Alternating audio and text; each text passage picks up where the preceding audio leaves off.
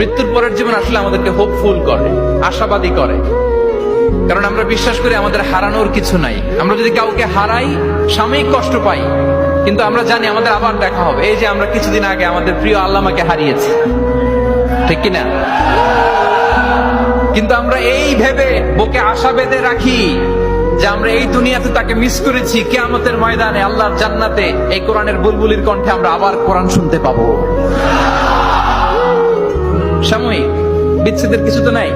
আমার আব্বাকে হারিয়েছি, আম্মাকে হারিয়েছি, বন্ধুকে হারিয়েছি, টিচারকে হারিয়েছি, আমি পাবো, তাদেরকে পাবো, হারাচ্ছি না আমি। এই বিচ্ছেদ সাময়িক, এবং আখিরাত আসলে থাকতেই হবে। অন্যান্য অনেক ধর্ম আখিরাতের ব্যাপারে বলে, কিন্তু ইসলামের মতো এত ইন ডিটেইল নিখুঁত ভাবে বলতে পারেন।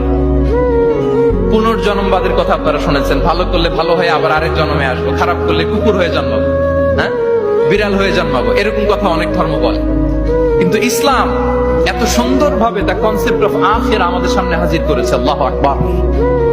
এটা হিউম্যান ব্রেন দিয়ে ওই ব্যাপারে আমাদের কোনো কিছুই জানার সুযোগ ছিল যদি আল্লাহ তাআলা কোরআনিক গাইডেন্স না পাঠাতেন। এবং আখিরাত আসলে থাকতেই হবে। ইফ দেয়ার ইজ নো আখিরা, then this worldly life would be a joke. আখিরা না থাকলে তো এটা একটা joke, it's a fun, it's a rubbish thing. আখিরা থাকতেই হবে, কারণ অনেক কিছু পৃথিবীতে সেটেল হয়নি, সেটেল হয় না। আপনাকে মেরেছে, কাউকে হত্যা করেছে, কাউকে গুম করেছে, পৃথিবীর কেউ জানে নাই, এটা সেটেলমেন্ট হওয়া লাগবে না? কথা বলেন না কেন? There are plenty of issues are abandoned, unsettled. অনেক ইস্যু আছে, সেটেল হয় নাই, এগুলো সেটেল হবে।